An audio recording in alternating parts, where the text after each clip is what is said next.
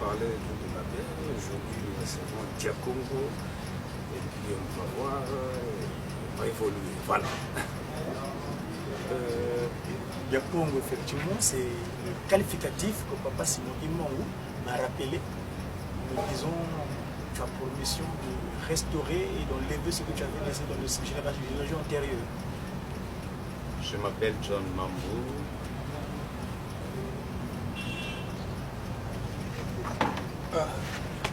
Kuluko kumukota kuna munakati. Kalante te kumbazi. Donc l'émission est de 3 après. Non, plus.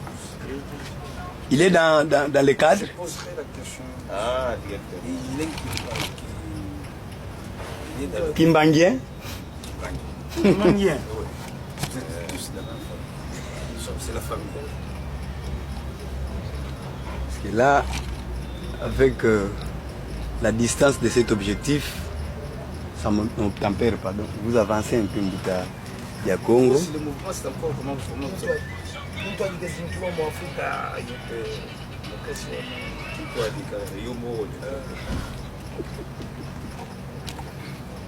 tu as les 4? Non.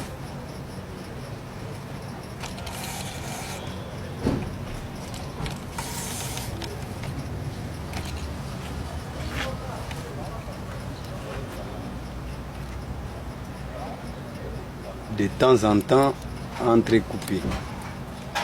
Donc le décalage qu'il y a entre vous deux, il y a un décalage ici.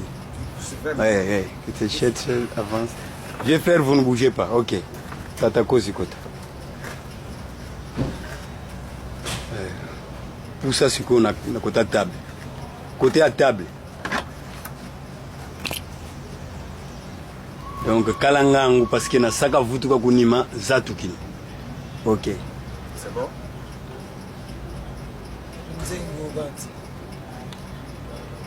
Mais kuna nzoko ni wana kuna fueme. Kadili ndizi ngo.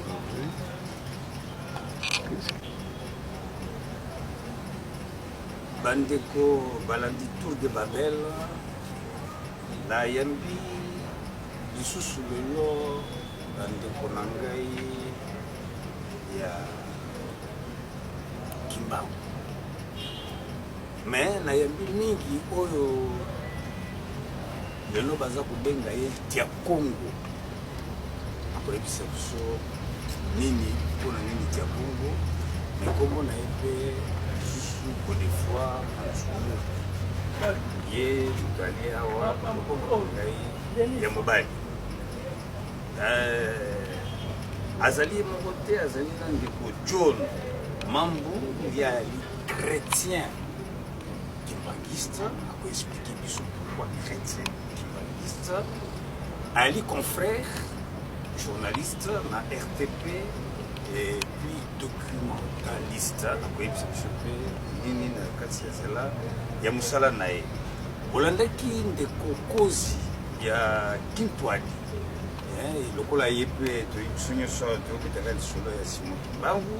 Ye mpe azali na biso akoki kobakisa mwa liloba mpe makambo ngo ndenge nini ezokende. Ndeko gode fois mbote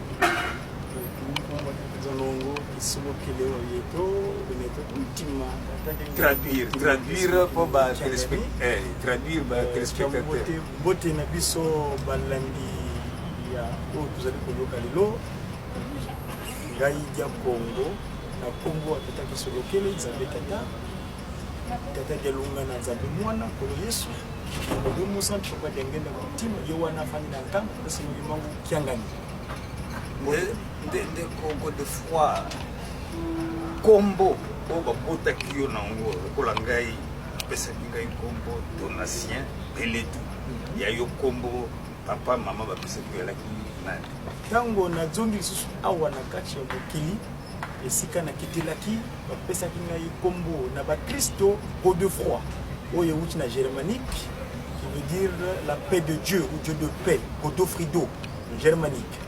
Et simawana babakisi kombo oyo tatananga lataka Madzumu MADZ U mais yango ebongonaki na 2003 tant papa diangenda kontima milingai na Ivry-sur-Seine donc en région parisienne alebisi ngai wana titre na yo elingi oloba lokola nazalaki na mboka bapaya kuna na poto elingi oloba messager africain divinement zélé pour l'officialisation de l'union matérielle de l'ordre universel.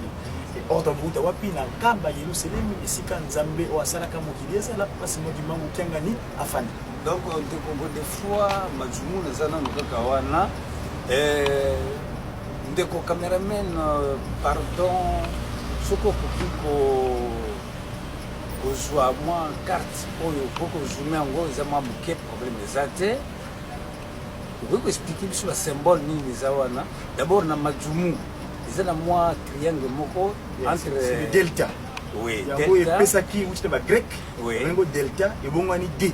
Na alphabet. Ah, yango na remplacer majumu. Na pit na D wana chesko delta wana pour la kisa été et makanisi ya bandeli puisque biso na sapu commencer de bongo point d'interrogation tina na ngone. Na tiaka ngo pona ko batu mutuna na ko lakisa kite bango wana ezali bandeli Nzambe Dieu le D. Bongo ba symbole mususu. Na loboko ya mobali okomona étoile. Oye kitaki na si ya tango étoile de David. David ezalaka il a 6 branches. Attention. Oh ya biso na 5 branches. Ningiloba moto telemi moto kisolokele loboko awa delungana loboko kuna diangenda po makolo ba parents kimbangu kya wanga donc les phrases mobimba yona pasi modi mango kyanga ni nzambe moli mosantu nzambe asala mokileza la donc alobi abimisi phrase kisolokele dialungana dina yabe kuntima kimbangu kya wanga bongo kuna isiko bendele oyo atata molimo mosantu tango aye na kete sa tango abimi aye na civilisation ezali ya bato ya sika oyo bendele kotamisa mokili mobimba abangi qui dit église de Jésus-Christ sur la terre par son envoyé spécial Simon Kimbangu EGSK. D'accord.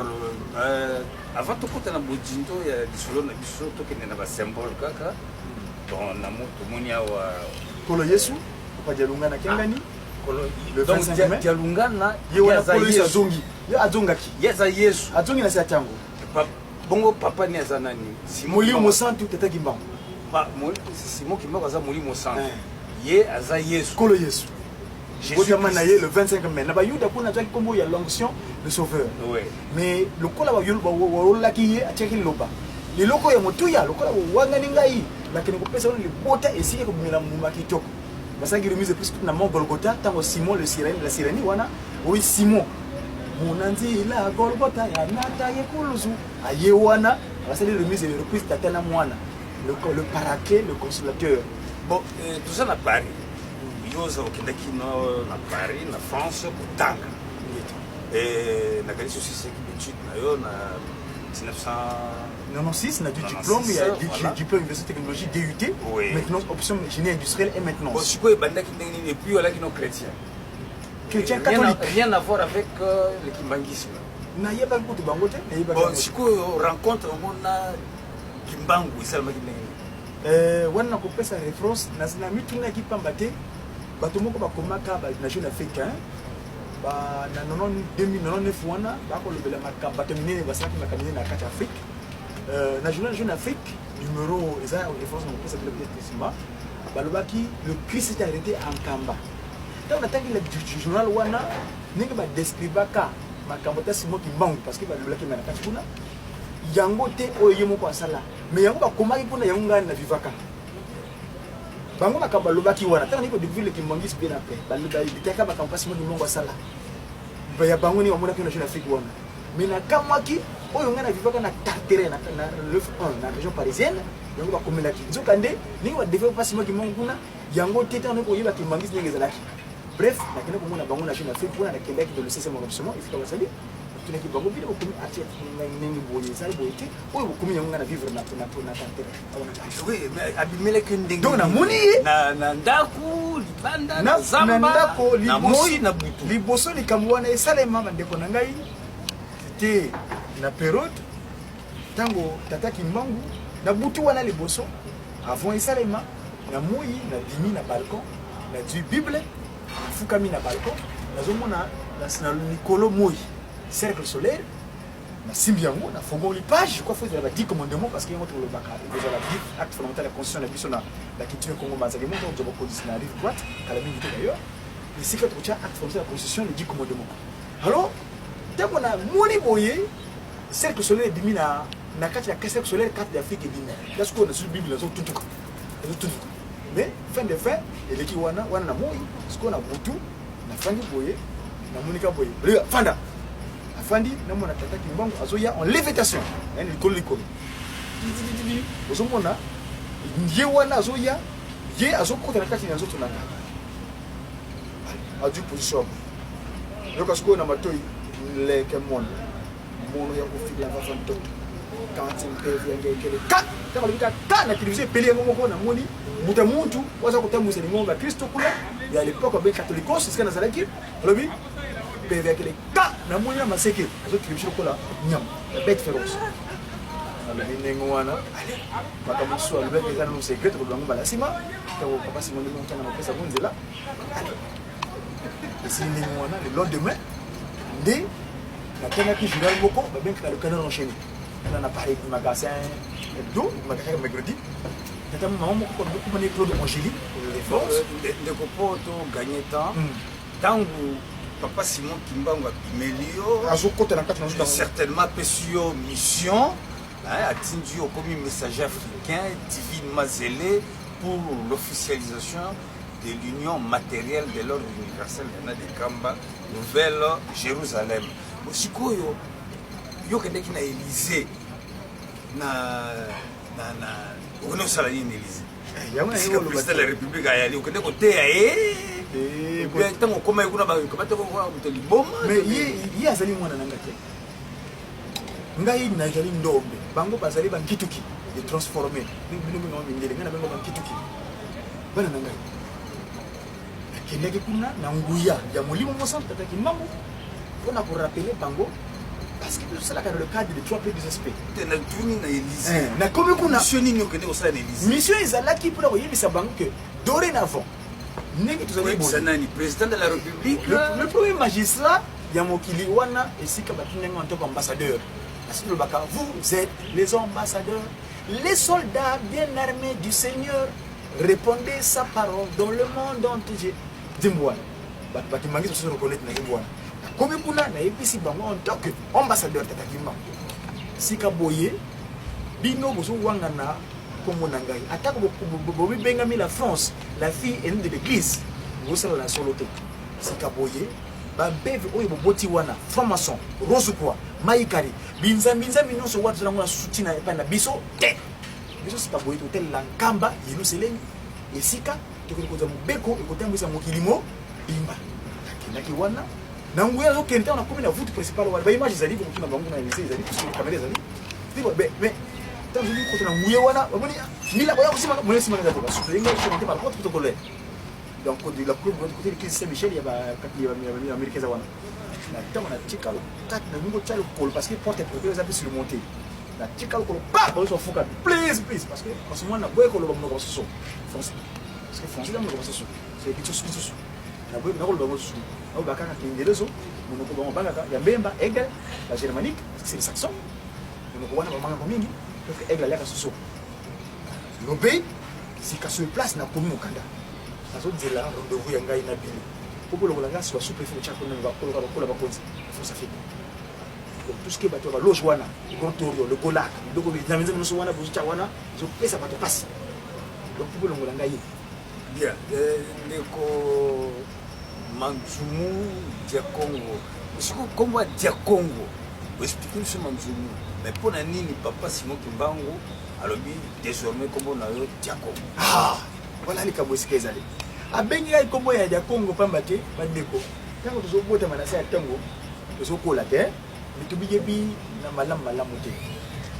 Ngai nazo kola na bota ya pesi ngai kombo. Oyo ba papa nanga na mananga bota ngai. Mais les Camerounais comme moi, tant que je kelasi, aux organiser que oya bazo pesa ya bapaya wana ya mo kosala yo. À l'époque je m'appelais MGR de Gaudi.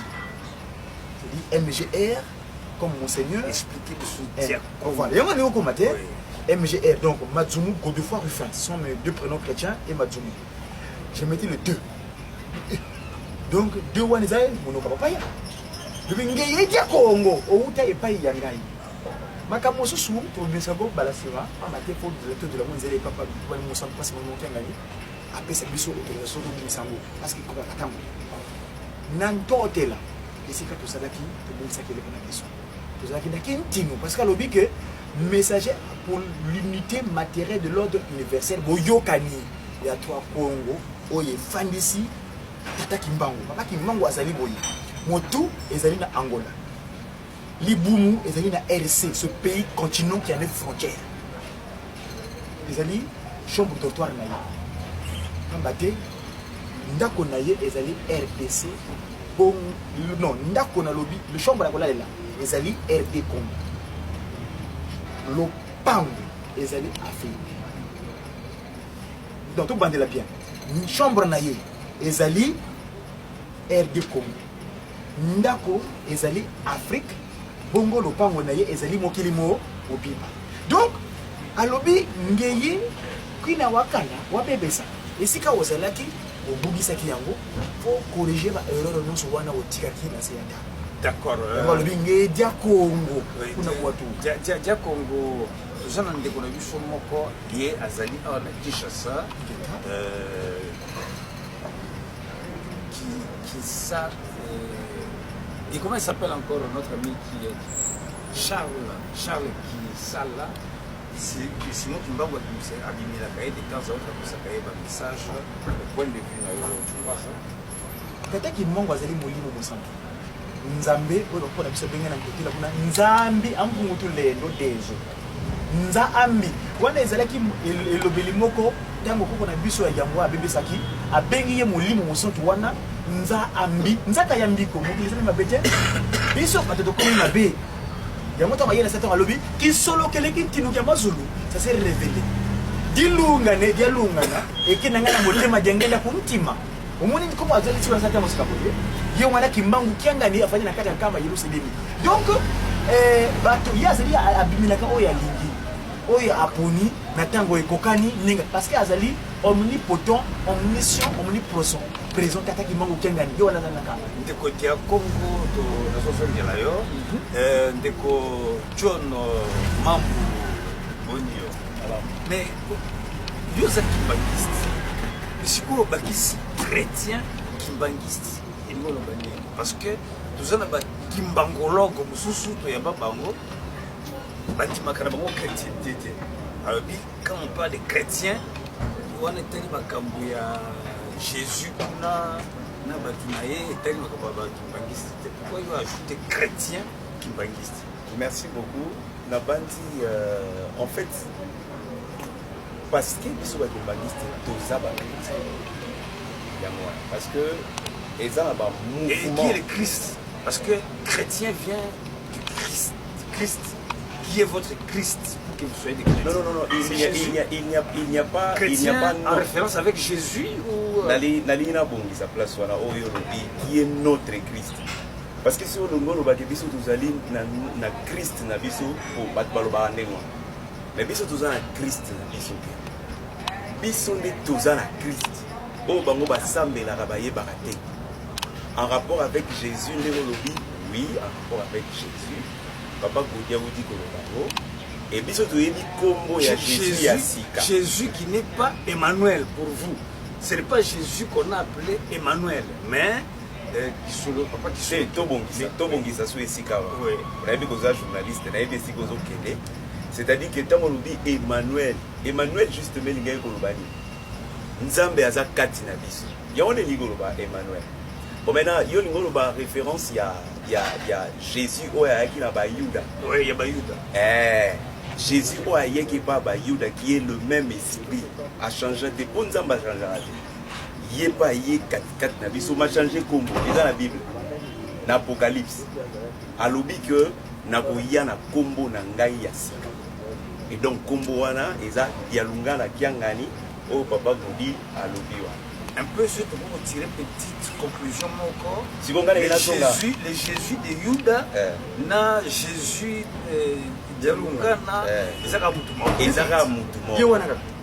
en d'autres termes, Jésus oyo chrétien mosusu baza kozela parce que bazozela Kala. donc ça ya na ye si aya na ye kala mais 85 ans. je sens que tout le polémique et que pensez-vous de notre Congolais qui prétendait être Jésus-Christ et qui est revenu nani kadima Yesu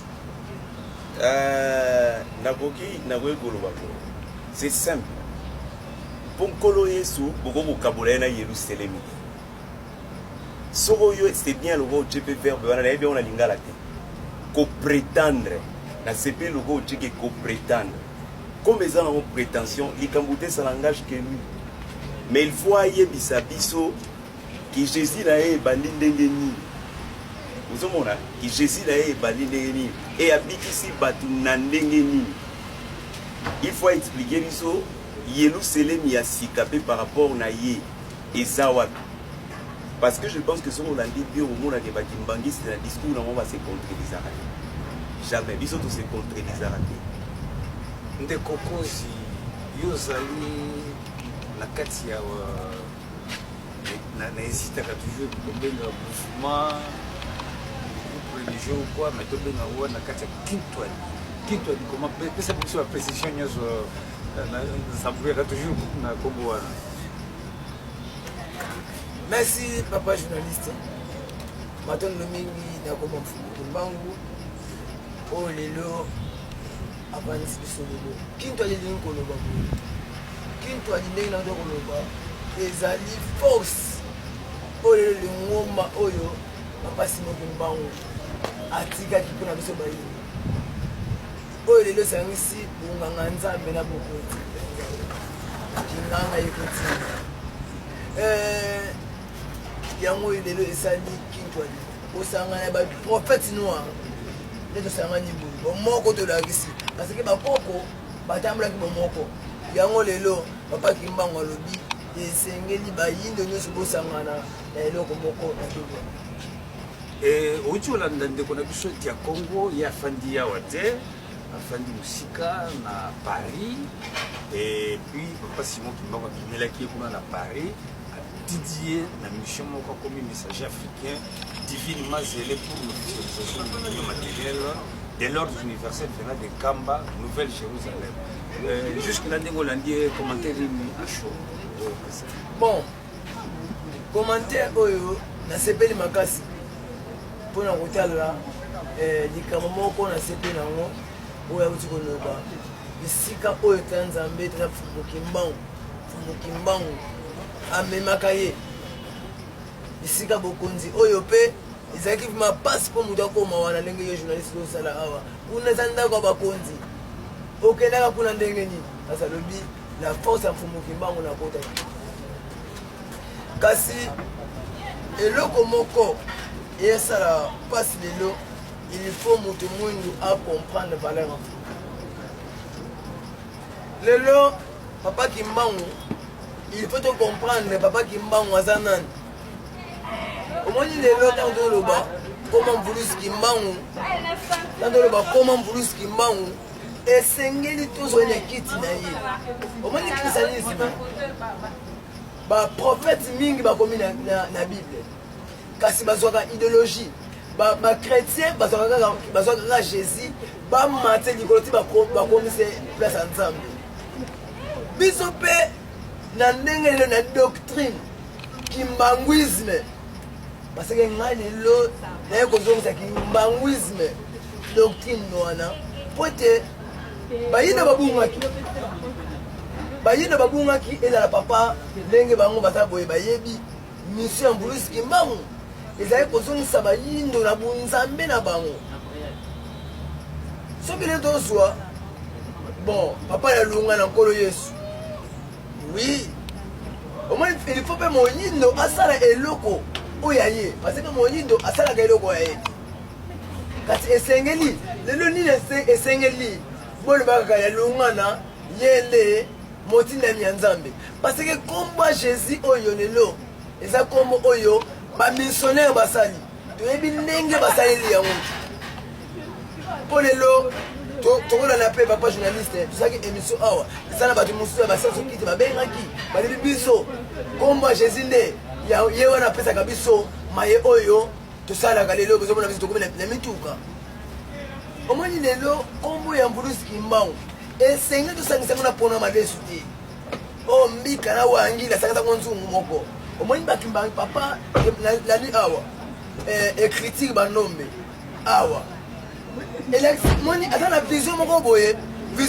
oyo ezoluka ebimisa bukonzi ya mutu mwindu kasi bukonzi ya mutu mwindu eza te papa lelo likambo tokoloba esengeli papa la lungana surtout tozwi papa la lungana nde ekolo yesu soki mfumuki mbango nde nana so tolobi lelo po te ntango mfumuki mbango na 1921 le 6 avril ayokaki mongongo ya nzambe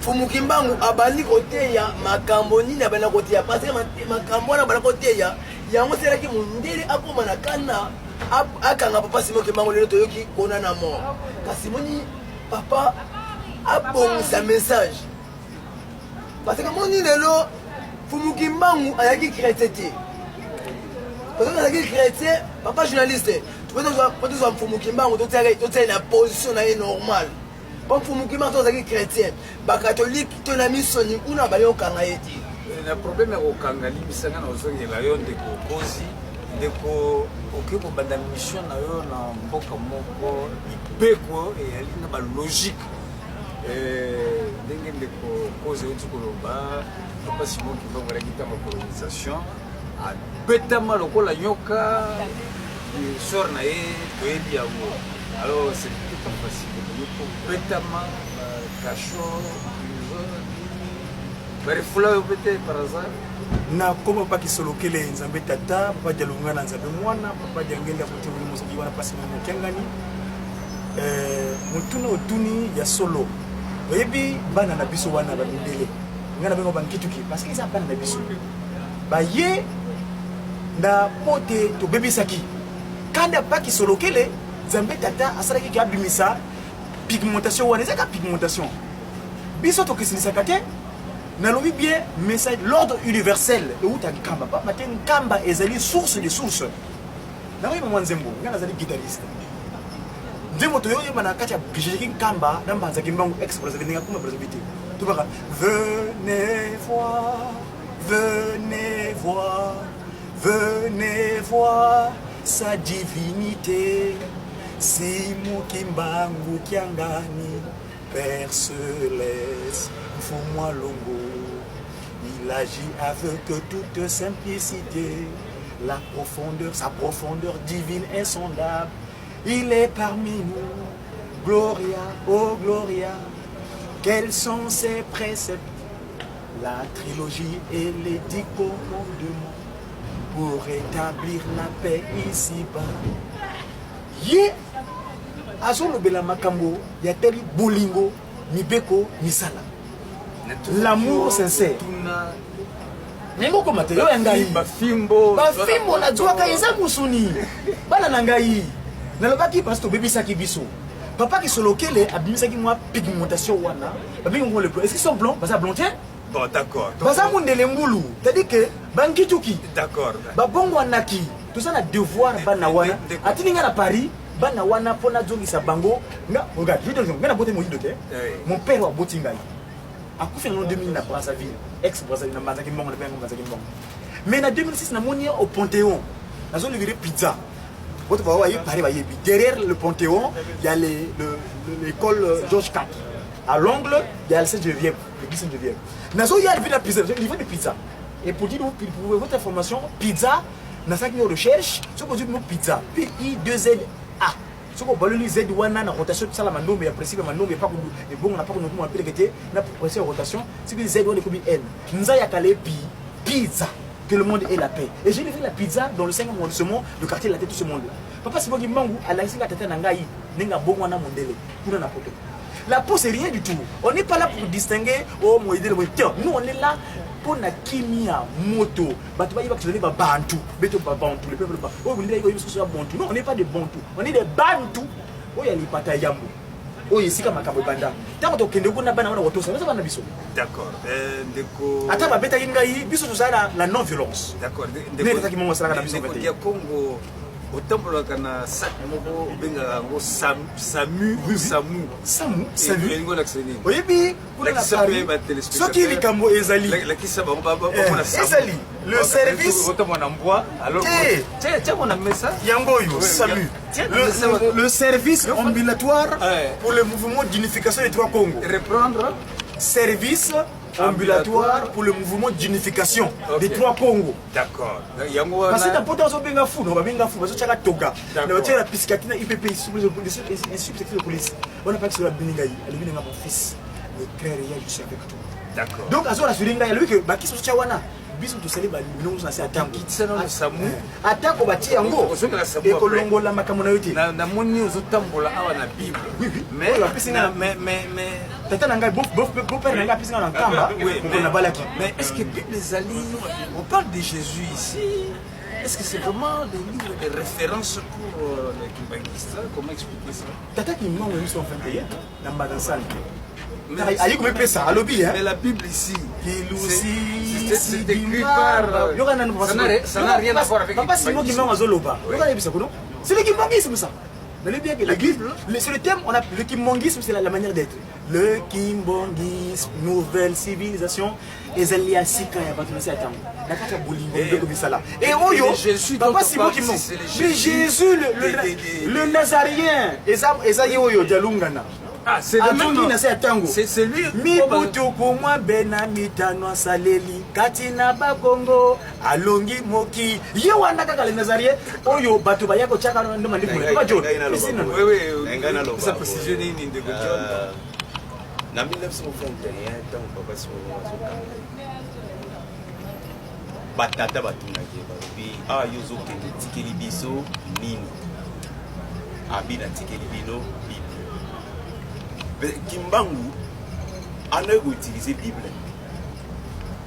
Tout comme Nkolo Sorende a utilisé Torah. Sautangi na Luc chapitre 4, je pense.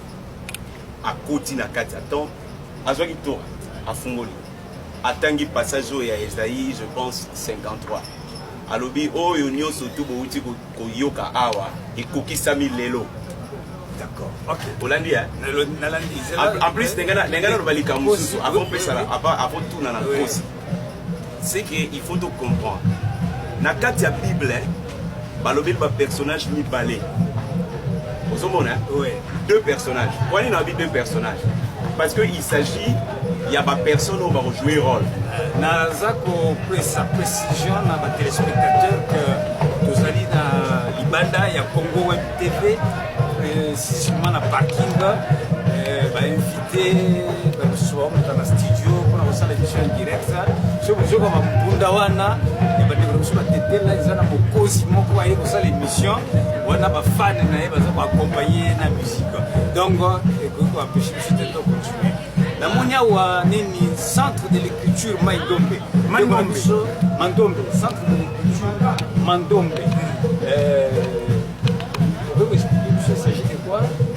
Mandombe ezali oyo tata Simon mozo la kisasi kaboye bana na ngai alobi Mandombe ma prend ndombe pour les noirs la biso pas que nous appelle c'est une science ça dit que nenge parce que bana wana bankitu ki wana bajua ke loko moko ototikaka na Égypte hiéroglyphe babonguli yango ekina la Grèce et comme romain basimo eloko un quart. Mais pas si vous avez lobby, ngai na bomeli bino 3 quarts. Eux ils sont sûr. Mais ko bimana kati biloko balé pas ko ndunguna pelekete. En 78, ou bien 118, papa Simon Kimbangu a bengi ndeko na biso papa David Okelejo pai. Akendaki alibisa kenna nkamba o sokola na mai ya sima esika boye na kopesa mosala pona bato mwindo. Tata wana asalaki mosala na ye alongaki ati tika biso kala mingi te. Nambanangu kuna kama lakisi ile mwana lakisi ntaka alobi ntalu za zole mwene intalu luvangi la biabio luvigi mfunu activité matérielle. Donc pas que nous n'a pas les voilà wana. Moi je suis le secrétaire de culture Mandombe en France. C'est enregistré là-bas la truc intellectuel et du coup c'est kaboye to ko lakisa oya biso papa Simon azopesa biso wana mindibu ngona nyonso mona kawa ezaki un quart o papa Simon Kimbangu a disposer na mokili alobi 3 quarts na bola gibino sika le kola boseki molimisi le 24 décembre 92 l'équimongiste baseki molimisi ya koko na biso yambo Adamu na Eva. À partir de là papa de lunga na yekolo Yesu mutu azaki likanisa kusala mutu parce que nzoto lati ya ye makila na mai ezali yekolo Yesu mais molimo mosantu alobaki nakoya libela yo na fani na nkamba à partir du 24 décembre tout molimisi abimisi biso tout ça ba invention ya biso ya bato mwindo o ezali ke bana wana ba kituki wana basimisa kilo parce que papa simisa na basimbisi mutu na basimbisi na wapesi libela na leki ngamu tunokino mutuna ndeko kozi papa Simon Kimbangu abimelaka mingi kaka bana ya bakongo namoni kaka ndeko na biso Charles nde aza profita bakongo te namoni yoko eza bakongo namoni mpe apôtre Kayani bakongo namoni mpe ndeko na biso Godefroid ya Congo. Il n'y a pas un peu de tribalisme dans le kimbangisme? Ça pas l'impression. Merci papa. Kimbangu azaka kuna bata ba Kongo te. Omoni eloko wana esalaki bato mingi babana ko mituna. Est-ce que Kimbangu est-ce que mission le kana babo? Kimbangu pe akene ko kufa le Lubumbashi. Elikolo babandaki na bakongo nde omundi bakongo eza bisika oyo tokoloba nzambe atelemelaki yango babengaki secteur oyo nkambo ezali eza secteur oyo ya ntimanti elingi koloba motema ya nzambe tokomoni mabele ya bakongo nde toloba mpe na christianisme tobenga lelo mokonzi ya christianisme nyonso eza Vatican. Ndenge lelo biso bayindo ata bandeko nanga makambo azoloba omoni mpona ngai lelo nayebi Vatican ya biso bayindo nasepeli mpe nayoki écriture banombe balebi écriture ya bachinois te balebi écriture ya baindien te écriture ya banombe elakisi muda na posa écriture oyo eza ngai moyindo omoni lelo alobi te écriture ya bato bakongo écriture banombe elakisi écriture oyo yango okende na Lumumba yango ndenge okende na Pédicide yango okende Égypte esengeli mpo mutu muna asalaka na critique na ye te Kimbangu azalaka te mpona bato ya bakongo kasi Kimbangu azali mpona Afrika mobimba yango babengi yango écriture banombe Kimbangu azalaka te mpona mutu ya bakongo Kimbangu azalaka te mpona mutu mpona ntango mosusu biso kaka awa na RDC kasi Kimbangu azali mpona Afrika mobimba yango lelo papa tema écriture bapesi écriture banombe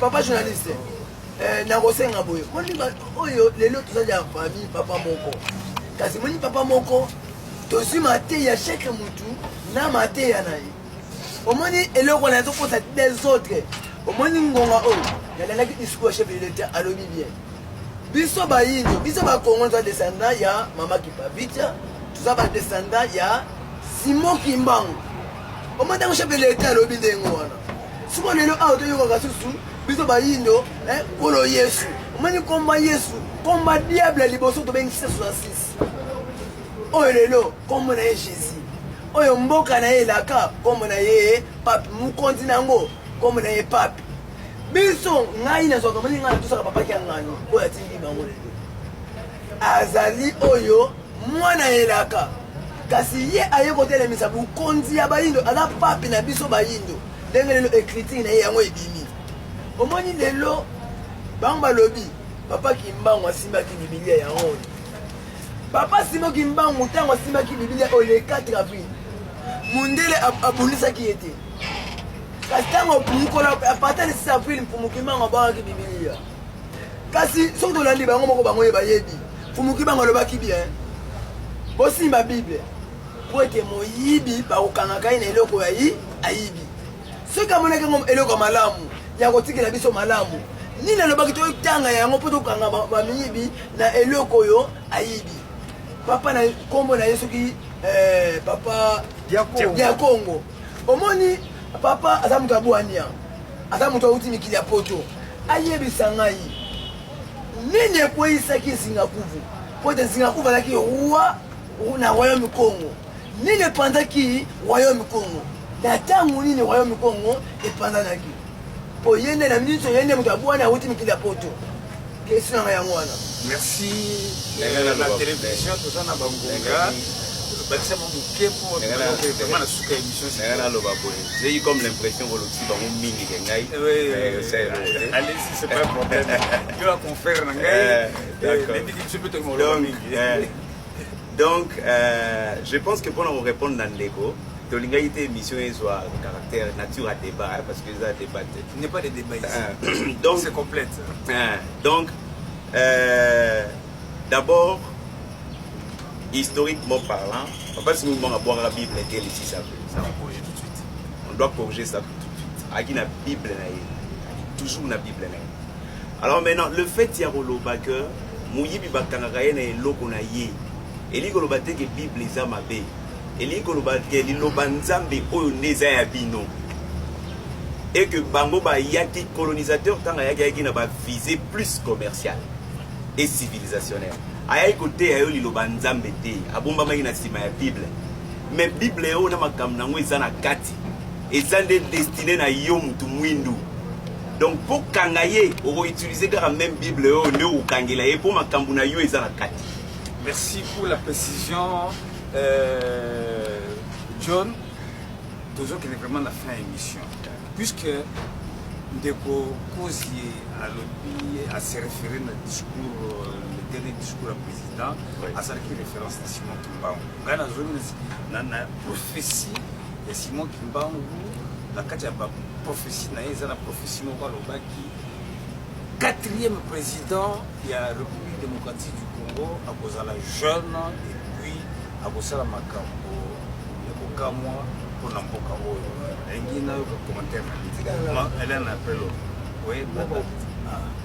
Merci papa journaliste. Comment dit on oyo esengeli ndenge papa nganya lobaki to komi na porte.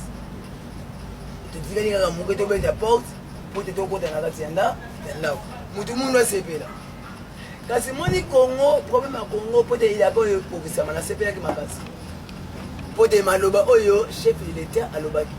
Parce que non, chef Simon Kimbangu le quatrième président de la République démocratique du Congo à cause de la jeune et puis il fera de grandes affaires pour ce pays. Merci papa journaliste. Au moins ce que nous avons wana pour te oui pour mo Kimbangu alakaki yango quatrième président yende akopesa esengo na mutu mui na congolais to na mutu mui nyonso po te ya kozala ampula mui na leko pela Afrique au mesure lumière omoni lelo na ba pays nyonso ya Afrique eza banda ba kondi ya Congo batelema banda premier président deuxième président troisième président ti lelo to komi boye eza na mukonzi moko te oyo soki au place kuna Brazzaville lingo loba papa sato lingo loba a côté la koloba te biso bayindo tozali balikitani ya Fumukima ngoto mama ki bavi donc pour na yo c'est que na discours ya président il se référait qui na Simon Kimbangu ça confirme que il va faire eloko moko tsiko na koyebisa tsigai voici ça siko po ta la liste ya bayindo bauta na damu na FT. D'accord. Sikoyo eloko na kosenga na ezali Simon Kimbangu bosomi ya molimo nde Congo fait fonga na molimo. En fait bon prophétie il y a 4 présidents dans Rolobanet inde toujours vivant commentaire exact toujours vivant nous avons un président jeune aloba ikate ka jeune aloba ipe na prophétie wana qui sera calme d'apparence et pour aloba que à travers lui le Congo deviendra prospère. Si on a bien abandonné au limbo lango, à travers lui le Congo deviendra prospère. Témoin na uta mulai. Nazwa condensé. Non, tu nazwa condensé parce que batoma ele bazolanda sur la télévision. Congo ezala isumboka te. Parce que tu yebi qu'on a code en relation internationale, il y a 4 éléments où il s'ala ke mboka eza mboka. Territoire, intégrité territoriale, population, na une souveraineté. Mais tant que vous imposez une guerre, la communauté internationale a dit vous cessez d'être une nation. Vous comprenez? C'est-à-dire que le président, 4e président, tant ou aïe, n'a pas effort, n'a pas même démontrer comment est-ce que dans la consultation populaire et Salamagi, Nandenga Kenen en Kamba Salaï 3 jours, Nandenga à Salaï confession, Nandenga côté na 4 sanctuaires à Test Kimbangu, Nandenga à Nakilongo, Nandenga Zongagi, Nandenga Nomagi reverend et lébé na commission préparatoire, Nandenga s'approcher d'une église qui mangue c'est vrai. Parce que Kokoma prospère et à Congo, ils allaient dans Nzela Tata Simon Kimbangu. À s'approcher mingi de l'église kimbanguiste, à s'approcher mingi de Tata Simon Kimbangu. Notamment la conférence, notamment revisitation à procès à Tata Simon Kimbangu, où il y a un impact spirituel considérable là-dessus. Donc, tout le monde a avancé à Congo, l'élo, il faut un gouvernement, tout le monde a une volonté politique, où il y a l'élo, il faut résoudre Salama. Tout le monde dit que Congo, il y a la carte, il y a voix, il y a prospère, et donc c'est lui le 4e président, y compris parce qu'il y a prophétique. Parce que tant qu'on a 4e président, tant qu'on a il y a succession en génération politique. La législative, il y a le tout ça la carte. C'est-à-dire que Congo, tout ça, les au Congo prophétique, parce que tout ça vivre le Congo. Les Congo prophétiques, Oui, Tata, merci beaucoup. Je suis très intéressé par cette thématique-là, cette partie-là, parce que dans le Baki, nous agissons dans le cadre de 3P du SCP. Le pouvoir spirituel, scientifique et politique. Comme pas ce mot qui me porte à l'Élysée, je dis bien à M. Jacques Chirac, à l'époque pour le magistrat,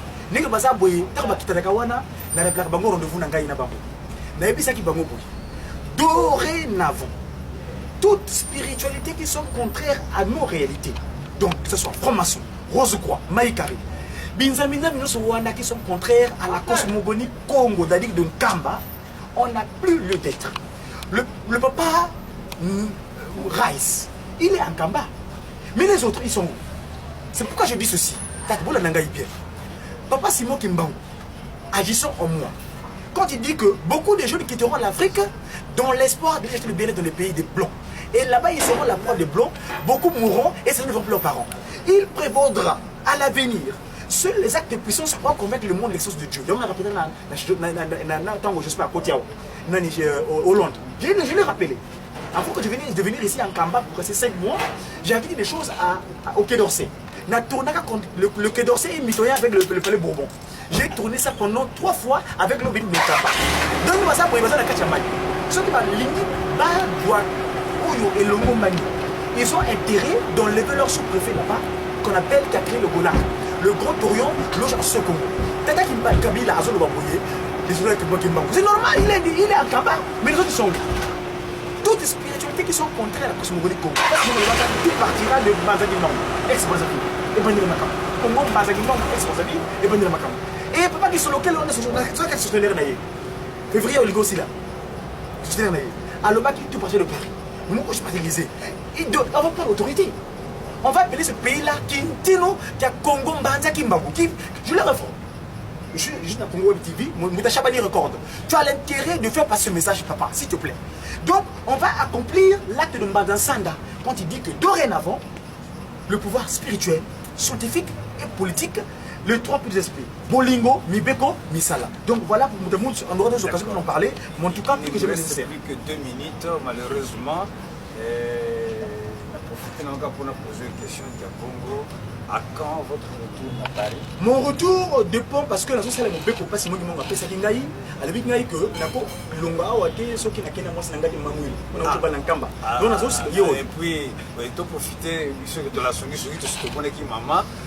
C'est un boîte en passant. Maman Anaël Mouy, la grâce. Voilà. Kiawanga, non, enfin, donc il y a Bazanouyi. Il y a Ndegonaye. Moi, j'ai ma mère à Paris aussi. Kiawanga, elle a écrit sur Ivry, dans le son. Maman Mouy, en passant, moi, clin d'œil, maman, aux alliés, aux encadrés, sur la Paris. D'accord. Et un dernier mot, parce que là, on se sépare. Bon, la pesca, merci, Nayo, Nakomowe. Et pour participer à l'émission. Merci à tout le monde. Papa et puis papa. D'accord, Bandekomo, mais ça nous tient toujours le numéro de biso, ce qui nous joue Congo, au 0 89, vous affichez la barre de l'écran 089 69 66 005. Et le Paris aussi, le 07 73 Oui. 99 86 63 à Paris. Et de la mission posi, numéro n'a pas affiché, le deuxième numéro 089 50 78 773. Dernier numéro, ils ont numéro, il y a une émission qui est Babel, un petit mot rapidement. Merci, et on se sépare. merci na bayindo nyonso, merci na bapapa. Ngonga oyo eza ngonga ya moto mosusu, eza ngonga ya bonsomi ya molimo.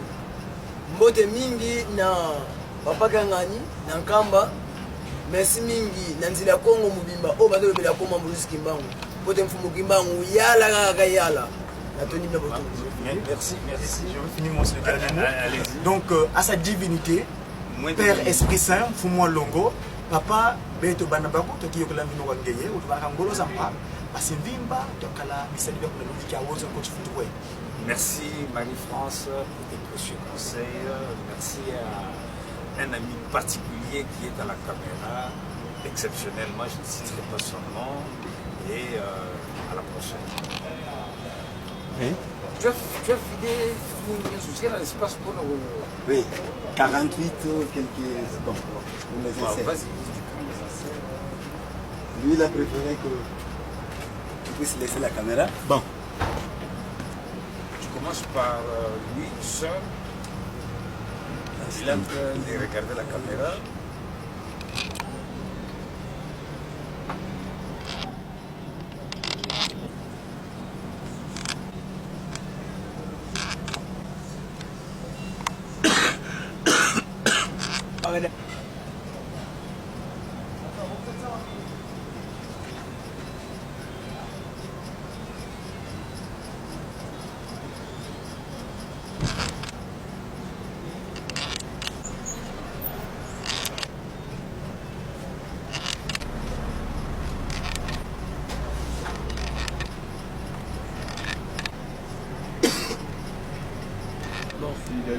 Père, tu sais, vous venez pour tu vas dans le téléphone de Mono, vous allez dire Mono.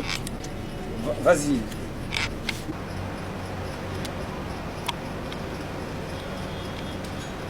Là, je fixe tout ça. Tu as compris, bien sûr. Rentre vraiment un plan large. C'est un plan simple. Tu es large. Ouais. Tous les quatre. Jusqu'à même à la 4 heures. Ok, j'y suis. Tu as le plan de 4. Oui. Bon, vous regardez, je suis en train de parler avec. Bon, et donc, Tout à fait, ça c'est une obligation parce que pas seulement nos activités, quand tu pars, c'est un miracle. C'est lorsque c'est dit, c'est comme une loi, il faut l'exécuter. Donc je suis en train de me soumettre à cette activité. Je trouve, j'ai réalisé déjà, parce que souvent on se connaît, c'est mes enfants. J'étais par l'ambassadeur, je suis le consul de ce temps, donc le consul Cadévo, le consul de France. Donc ici là, il a fallu que je. Au départ, j'ai posé le mariage. oh, tu n'as pas compris ce que je fais. Continue. Donc, Il fallait que tu aies un plan très large. Oui, là, je dépasse. Tu peux dépasser ce plan. ce Guégo, ici là, Tu es dans les plans, donc tu les laisses que. Tu ne bouges pas. Je vais faire un entretien avec tout le monde dans ce plan-là. Tu as compris? On va insérer. là, il fait que je me suis marié à une église. Parce qu'au départ, je pensais faire la civile à Paris seulement. Et les feux sont passés en église. Les femmes dernières et le mercredi, ils sont venus. Voilà, j'ai resté pour faire le catéchisme du monde. Puis, le ministère fait mieux la vérité de Dieu aussi. Ce sont les gars. Mutakozi, yé kama kwa kupaketi. D'accord, merci. Yé kama kibe. Les documentaires, c'est une vidéo.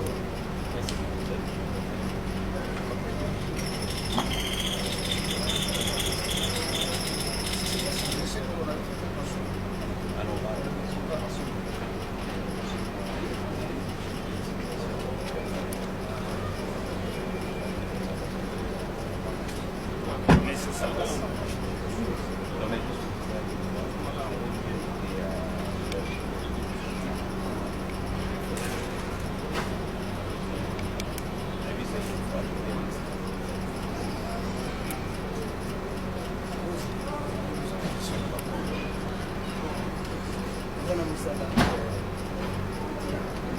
ntango kaka te ya bayini etwala bayini eseteli bakopana sonaki esengi te bakopakoni bamissionnaire afunikomba setelema ako etwala wana setelema baba journaliste soki ozali na ngamba christianisme limaka déjà okana molongo touriste koti ntango afilme akekele ebodi. Allez, merci.